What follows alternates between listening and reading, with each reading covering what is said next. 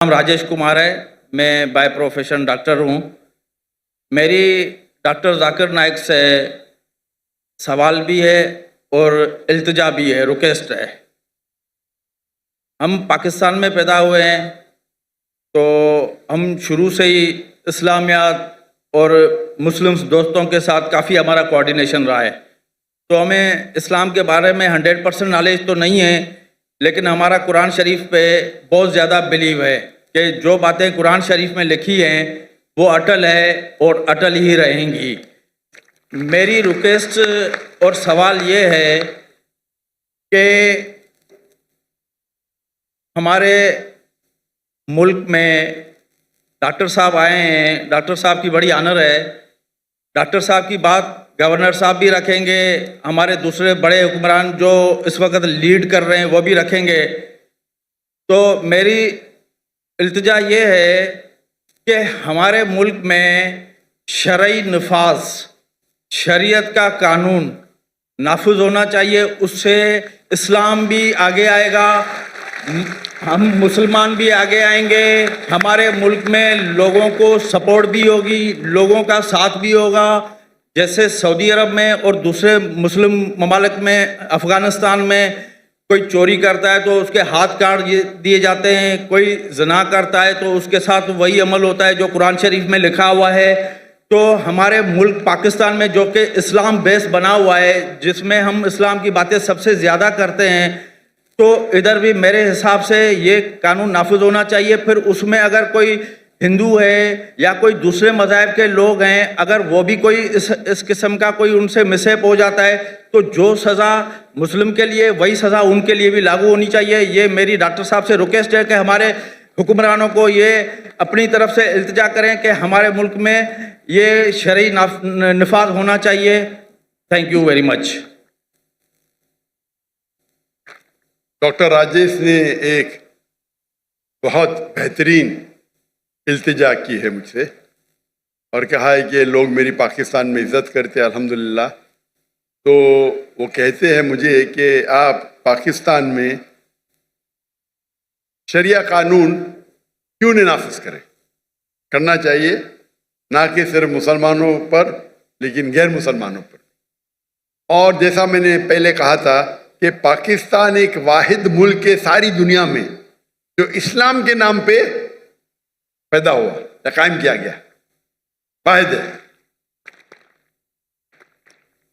नाम भी है इस्लामिक रिपब्लिक ऑफ पाकिस्तान, वाहिद मुल्क जो इस्लाम के नाम पे अलहदा हुआ, अलग हुआ और सिर्फ बुनियाद डाली।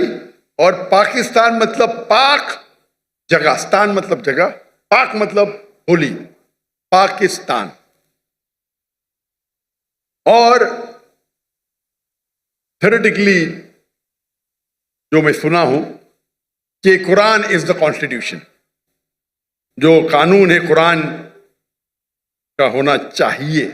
है क्या है पता नहीं मुझे, लेकिन जो हमारे हिंदू भाई डॉक्टर राजेश ने कहा और उसने फरमाया, ये उस वक्त साहबा के दौर, खुलफा राशिदीन के दौर, गैर मुस्लिम कहते थे कि हम चाहते कि हम, भले हम गैर मुस्लिम हैं लेकिन हम चाहते कि एक मुस्लिम खलीफा रूल करे, क्योंकि वो मुस्लिम खलीफा में और सिक्योरिटी पाते थे कि हम यहाँ और महफूज रहेंगे, हमारे कोई चोरी नहीं होंगी, यहाँ कोई बलात्कार नहीं होगा, कोई चीटिंग नहीं होगी, इसीलिए अमन चाहते हैं।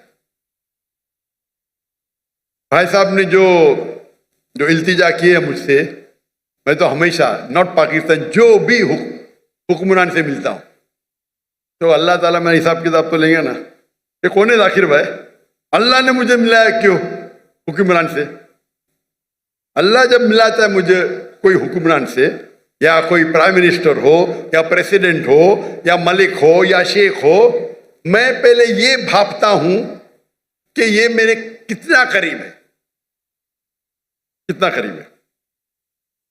और क्योंकि ऐसी कुछ चीज कहना कि मुझे पता है 100% नहीं मानने वाला है, तो छोटी चीज कहो ना तो मानेगा। क्योंकि जब मैं मिलता हूं जो हेड ऑफ स्टेट से, माशाअल्लाह हमारे वहाँ 50 से 85 से ज़्यादा तो मिल चुका हूँ मैं, जो मुस्लिम ममालिक के है, गैर मुस्लिम ममालिक हेड ऑफ स्टेट से भी मिला हूँ मैं। अल्लाह ने मुझे नवाजा है, मैं कुछ नहीं, मैं नाचीज हूँ। तो जब मिलता हूँ तो अल्लाह ताला में हिसाब किताब लेंगे ना, मैंने तुझको मिला, तूने किया क्या, बराबर कि नहीं। तो ये मुझे एज अ दाई मुझे देखना चाहिए वो उसके नजदीक मेरी इज्जत कितनी, और बेस्ड ऑन इज्जत मैं रिकमेंडेशन देता हूं। मैं एक मिसाल दूंगा आपकी जवाब पूरा करने के पहले। जो गैम्बिया के प्रेसिडेंट थे डॉक्टर याहिया जामे, उनने मुझे एक इनविटेशन दिया था, दावत दी थी 2014 में। मैं बोला गैम्बिया, ये गैम्बिया का नाम तो सुना ही नहीं मैंने, ज़ैम्बिया पता, गैम्बिया क्या है। मैंने बोला मैनेजर चेक करो भाई ये कंट्री है क्या नहीं। तो बोला छोटी कंट्री है वेस्ट अफ्रीका में, छोटी सी, इसकी पॉपुलेशन 2 मिलियन है। तो बोला हाँ डॉक्टर साहब है कंट्री। तो मैंने बोला अच्छा मैं आता हूं। जैसा मैं गया वहां, डॉक्टर याहिया जामे वो कहने लगे कि मैं पहले आपसे माफी मांगता हूं। क्यों? मैंने बिना परमिशन आपका पीस टीवी जामिया में सब जगह ऑन कर दी। मैं बोला माफी क्या, मैं तो आपके लिए दुआ करूंगा, मेरे कॉपीराइट नहीं है हमारे पास। पहले 90% थी गैम्बिया की मुस्लिम पॉपुलेशन, अभी 95% हो गई।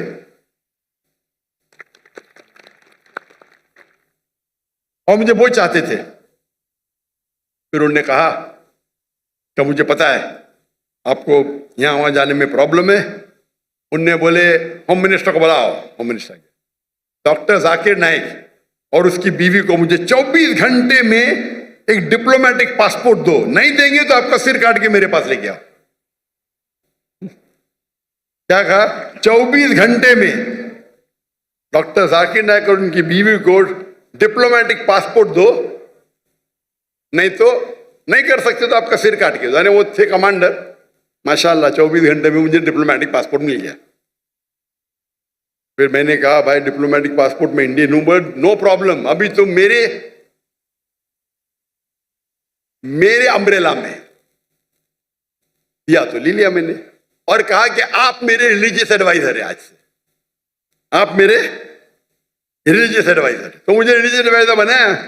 मैंने बोला ये तो बहुत बड़ा होता है भाई, कोई कंट्री का रिलीजियस एडवाइजर।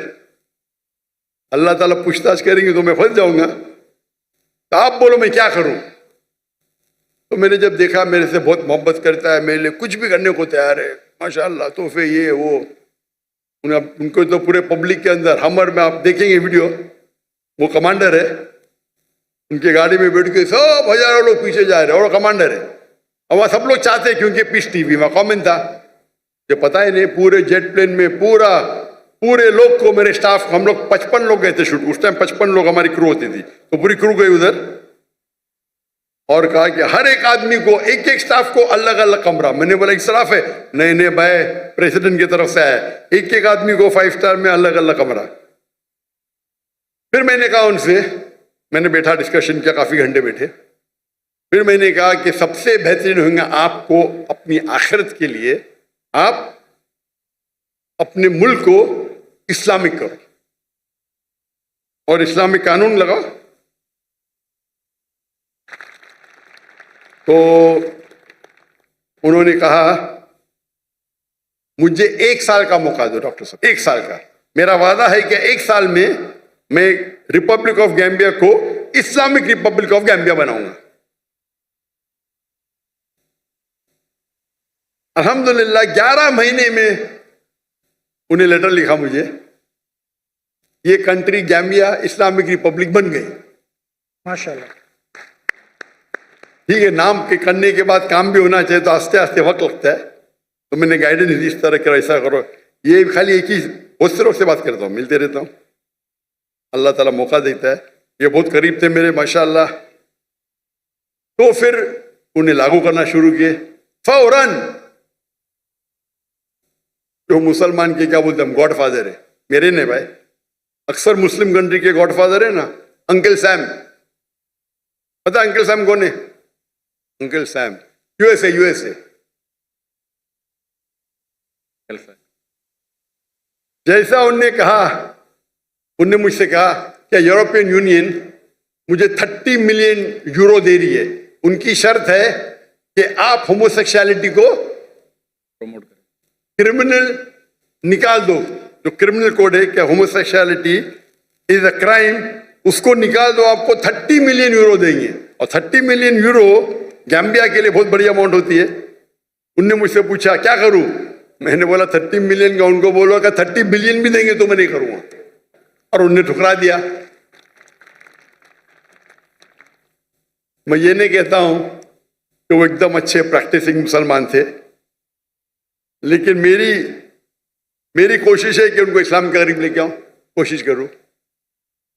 अफसोस की बात है क्योंकि हमारे जितने, और वो ऐसे शख्स थे बोलते मैं किससे डरता नहीं हूं, उनके पास छड़ी रहती थी, छड़ी में तलवार रहती थी। वो यूएनओ में जाके मुझे कहते थे, doctor Zakir, I am the only Muslim leader who goes there and starts with Bismillah Rahman Rahim. No one. I'm a Muslim. I'm proud to be one. Height भी थी माशाल्लाह उनकी। 1 साल होने के बाद इमीडिएटली इलेक्शन के अंदर वो ओवर पावर करते और उनको छोड़ने पड़ा कंट्री। 25 साल रूल किए। जब उनने अपने कंट्री को इस्लामिक कर दिए, वो कह रहे थे this is the 4th Islamic country या 5th, Pakistan, Iran, I think Afghanistan, तो वो कह रहे थे 4th या 5वीं कंट्री है। और यूएसए के न्यूज़पेपर में आता है doctor Zakir Naik is the godfather of doctor Yahya Jami. वो याह्या जामी क्योंकि वो कंट्री छोटी है, तो मैंने उनसे कहा इंशाअल्लाह अल्लाह सुब्हानहू व तआला यहाँ की प्रेसिडेंसी की वैल्यू कुछ नहीं, अल्लाह ताला आपको इंशाल्लाह आखिरत के अंदर जो दर्जा देंगे वो यहाँ से कई बेहतर है। तो जब भी मैं कोई प्राइम मिनिस्टर या प्रेसिडेंट या कोई किंग या कोई शेख से मिलता हूं, मैं कोशिश करता हूं कि मैं उन्हें पैगाम पहुंचाए। पैगाम पहुंचाने के बाद ये भी ख्याल रखता हूं कि मैं आम में नहीं करता हूं। अभी तो जामिया है नहीं, इससे बोल रहा हूं। जो अभी जो लोग प्रेसिडेंट है उनके बारे में जिक्र नहीं करूंगा, ये ठीक नहीं है। अभी डॉक्टर जामी नहीं है तो नो प्रॉब्लम, लेकिन अगर कोई रूलिंग है अभी तो नहीं करना बेहतर है। ये हमारी इस्लाम की तालीम है कि कुछ चीज छुपाना चाहिए, कुछ चीज जो बोल सकते पब्लिक में बोलता हूं मैं। तो इसी तरीके से मैं जब भी मिलता हूं कोशिश करता हूं लोगों के गुनाह जी, आपने जो इल्तिजा की बिल्कुल सही की। और मैं पब्लिक के सामने कहता हूं कि पाकिस्तान में सारे मुसलमान मुल्क ने गैर मुसलमान मुल्क में भी मेरे हिसाब से शरिया लागू होना चाहिए। जो हमारे हिंदू भाई ताली मार रहे माशाअल्लाह। आप चाहे या ना चाहे, मैं चाहूं या नहीं चाहूं, कुरान मजीद में अल्लाह ताला ऑलरेडी फरमाते हैं 3 जगह, सूरह तौबा सूरा नंबर 9 आयत नंबर 33, सूरह फतह सूरा नंबर 48 आयत नंबर 28, और सूरह सफ सूरा नंबर 61 आयत नंबर 9 में अल्लाह ताला फरमाते हुवल्लज़ी अरसला रसूलहु बिल हुदा वद्दीनुल हक लियुज़हिरहु अला दीन कुल्ले। क्या अल्लाह ने अपने आखिरी पैगंबर मोहम्मद सल्लल्लाहु अलैहि वसल्लम को भेजा दीनुल हक के साथ, ताकि वो सारे मज़ाहिब कुल, चाहे वो क्रिश्चियनिटी हो, जुडाइज्म हो, हिंदुइज्म हो, बुद्धिज्म हो, एथियज्म हो, कम्युनिज्म हो, सोशलिज्म हो, कुल्ले मास्टर देम ऑल वलौ करियल मुश्रिकून। 2 जगह अल्लाह ताला फरमाते वलौ करियल मुश्रिकून, कितना भी वो मुशरिक लोग गैर मुस्लिम लोग चाहेंगे फिर भी ये होंगे। और एक जगह अल्लाह ताला फरमाते वह कफा बिल्लाही शहीदा, और काफी है अल्लाह शहादत के लिए। तो ये 3 जगह अल्लाह ताला का वादा है कि सारी दुनिया की हुकूमत इस्लामिक होगी। उसकी तारीख नहीं लिखी गई है, लेकिन हदीस में आता है। अभी वो 2 साल बाद होगा, 20 साल बाद होगा, 200 साल बाद, ये मैं जानता नहीं, लेकिन ये हदीस के अंदर कई हदीस में है इंशाअल्लाह सारी दुनिया में खिलाफत आएंगे और 7 साल तक मुसलमान सारी दुनिया को रूल करेंगे। ये पढ़ के मुझे बहुत इत्मीनान होता है। आज की हालात जो देखते, जो आज की हालात हम मुसलमान की है, तो हम ख्वाब में भी ये सोच सकते ही हो सकता है।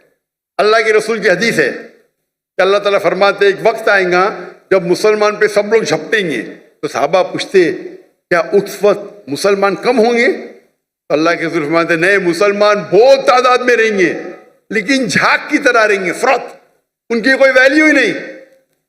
आज हम देखते मुसलमान 25% है, 2 बिलियन से ज्यादा, वैल्यू नहीं कुछ, क्योंकि हम कुरान को छोड़ चुके हैं, कुरान पे अमल नहीं करते। अक्सर लोग मुमालिक नाम में रहेंगे लेकिन काम से नहीं है। तो अगर हम कुरान और हदीस पे चले, और जैसे आपने इल्तिजा की कि शरिया लॉ होना चाहिए, मैं भी चाहता हूं, सिविल एंड क्रिमिनल बोथ, मेरी भी ख्वाहिश है पाकिस्तान में ने पूरे दुनिया में हो। अगर पूरे दुनिया में शरिया नाजिल होंगी तो इंशाअल्लाह अमन होगा। कौन आपको ब्लैकमेल नहीं करेगा, कौन आपको धमकी नहीं देगा, कोई टेररिस्ट बचेगा नहीं, आपको ना जिना में दिखेगा। और हदीस में आता है 7 साल तक पूरे दुनिया में अमन रहेगा। प्रॉब्लम ये है हम मुसलमानों में, कम कहते हैं मुस्लिम है, शरिया है या, लेकिन अमल नहीं करते। इसीलिए आप देखेंगे कि कौन जिम्मेदार इसका, कौन जिम्मेदार? पाकिस्तान में कौन जिम्मेदार? कौन जिम्मेदार है पाकिस्तान में? कौन? पब्लिक, सब हैं, सब इन्वॉल्व हैं। माशाअल्लाह,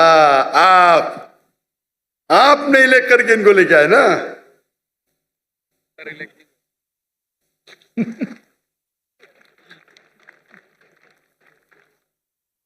डेमोक्रेसी इस्लाम में अलग डेमोक्रेसी तो ऐसी होती नहीं, बट फिर भी आप है।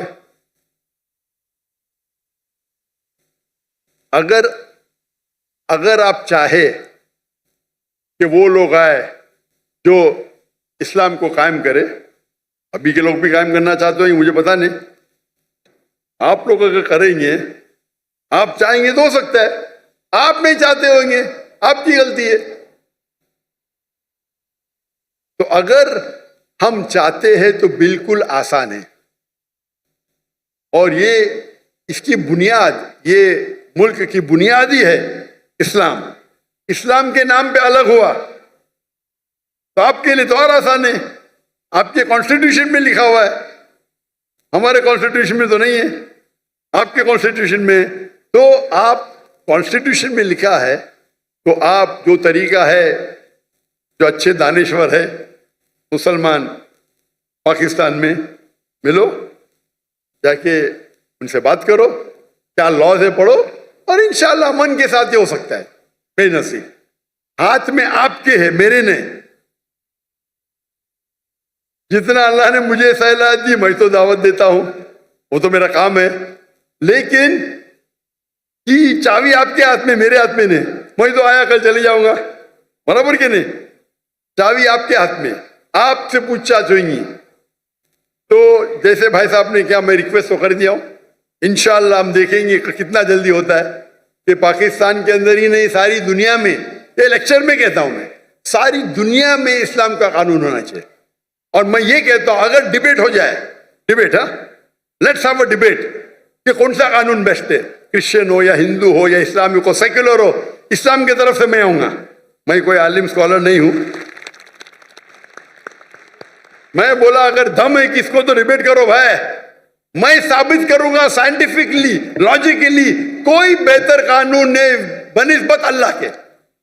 आप कोई यूएसए का कॉन्स्टिट्यूशन लेके आओ, इंडिया का कॉन्स्टिट्यूशन लेके आओ, यूके का लेके आओ, पाकिस्तान का पता नहीं मुझे, कोई भी कॉन्स्टिट्यूशन लेके आओ, इस्लाम की तरफ से मैं नुमाइंदगी करूंगा इंशाअल्लाह।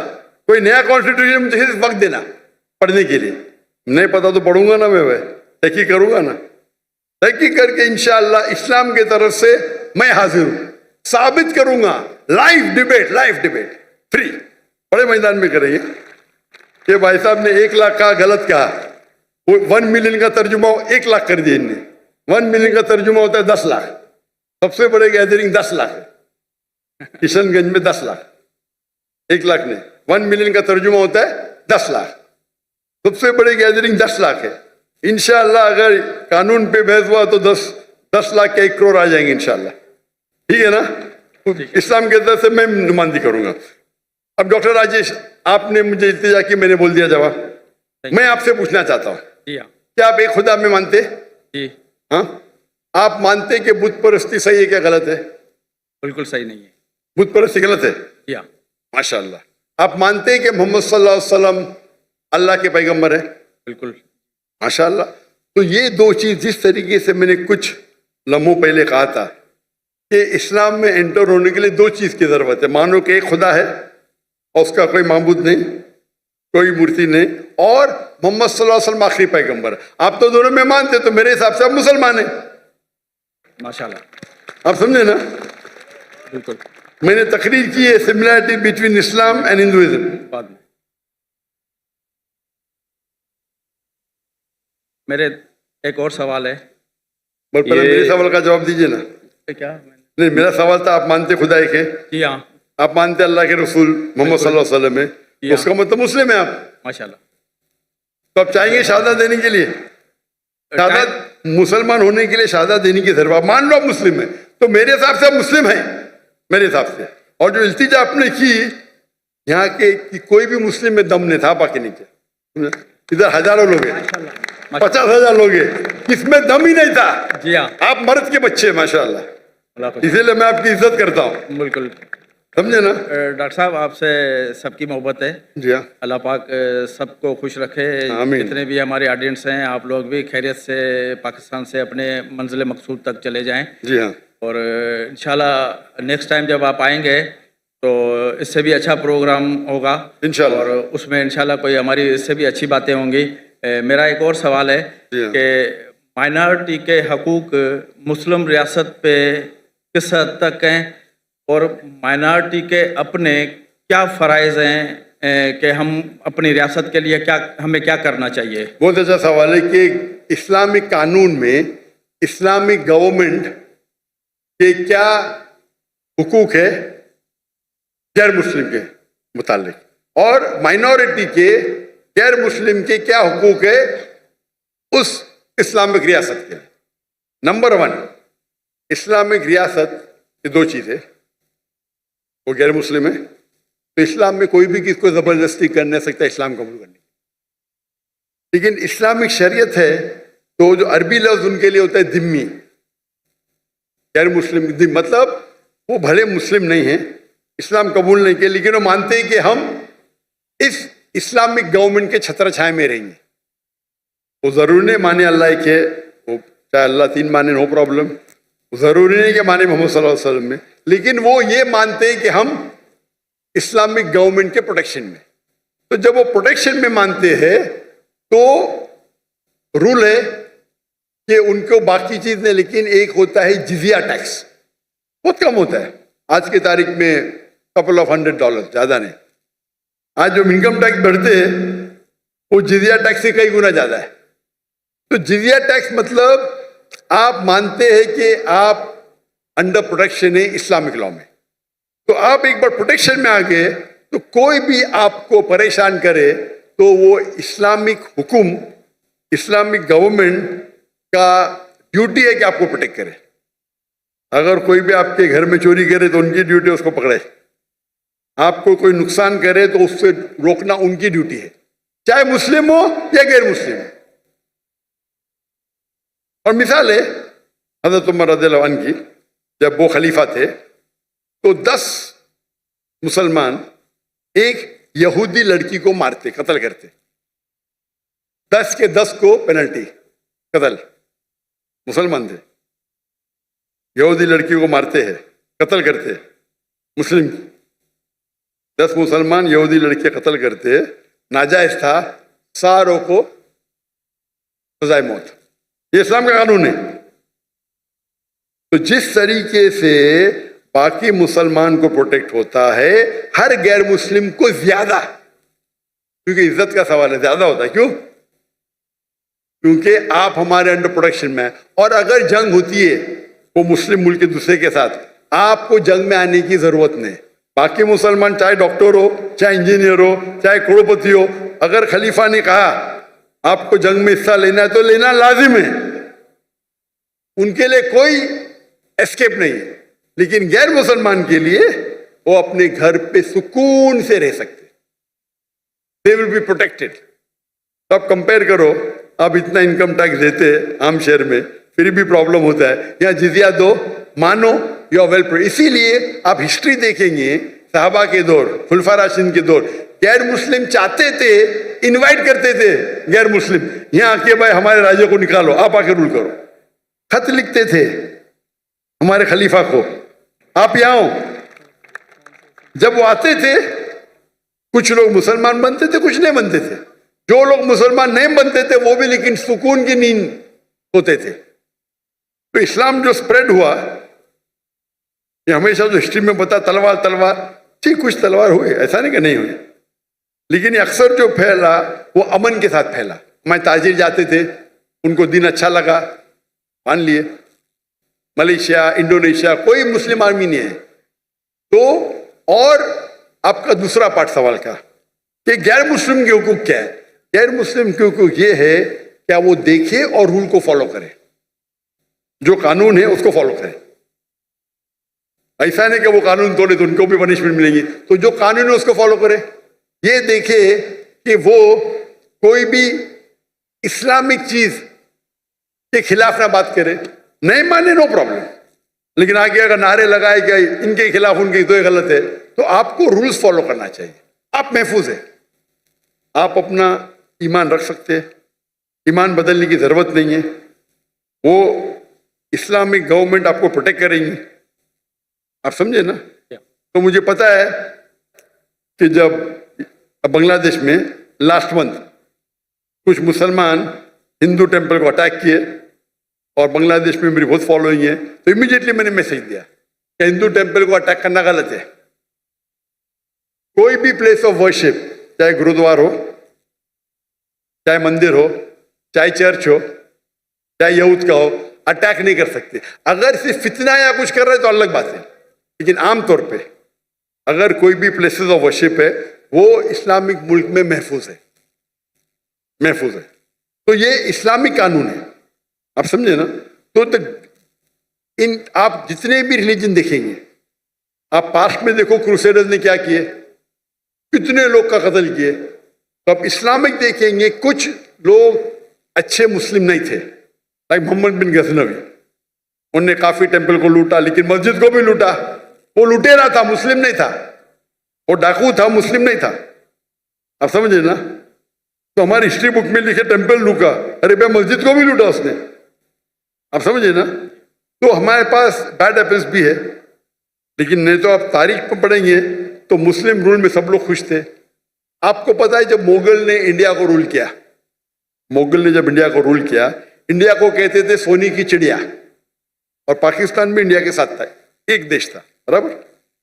800 साल, 1000 साल जब मुगल ने उन्हें आके रूल किए, उनने इंडिया को बढ़ाया, अमीर बनाया। दुनिया का 25% जीडीपी सिर्फ हिंदुस्तान था, एक शहर, पॉपुलेशन भी कम थी। जब ब्रिटिशर्स आए क्या कि लूटे इंडिया की शहर, पूरी दौलत को लेके गए, कोहिनूर हीरा लेके। मुगल जब आए तो इंडिया को अपना घर बनाए, हिंदू के साथ भाईचारा था, कंट्री इकोनॉमी बढ़ी, सब लोग पावरफुल थे। जब ब्रिटिशर्स आके लूटे तो ब्रिटिशर्स ने पूरी दौलत लेके गए, हमको गुलाम बनाए, हमारे में हम तफर्रुक पैदा किए, डिवाइड एंड रूल। आज की गवर्नमेंट यूके को तारीफ करती है और मुस्लिम को गाली देती है। जिसने हिंदुस्तान शहर को इतना ऊपर किया उसको गाली देती है, और जिसने लूटा उसकी तारीफ करती है, उसकी चाटती है। इसके ऊपर एक हिंदू शशि तरूर, वो पहले मिनिस्टर था, मेरा दोस्त भी है माशाल्लाह, उसने किताब लिखी इंडिया अंडर ब्रिटिश रूल, ऐसे टॉपिक ऐसा कुछ था। और वहां साबित किया कि जो मुसलमान इंडिया में है, इंडिया को अपना घर बनाए, इंडिया को दुनिया का सबसे ताकतवर मुल्क बनाए, सबसे रिचेस्ट मुल्क बनाए, ब्रिटिश ने लूट लिए, गरीब बना दिए एकदम। और लोग को, और ब्रिटेन में उनके किताब में सिखाया जाता है Britishers go out and educate the people. झूठ लिखते हैं लोग, झूठ लिखते, चोरी करते जाके बाहर, गुलाम बनाते लोग को और बोलते हम उनको फायदे के लिए जा रहे हैं। जब ऑपोजिशन आया तो जाते जाते भी देश के 2 टुकड़े कर दिए, तीन टुकड़े कर, डिवाइड एंड रूल। तो जो आपका सवाल है कि इस्लामिक लॉ के अंदर गैर मुस्लिम सबसे ज्यादा महफूज है, इंशाल्लाह आपसे भी इंशाल्लाह करूंगा। तो मेरे नजदीक तो आप मुसलमान हैं, जरूरी नहीं कि पब्लिक के सामने बोलना, लेकिन बोलेंगे तो इंशाल्लाह अमल और अच्छी तरीके से कर सकेंगे। तो उसका इंतजार करूंगा मैं इंशाल्लाह। जज़ाकल्लाह, शुक्र।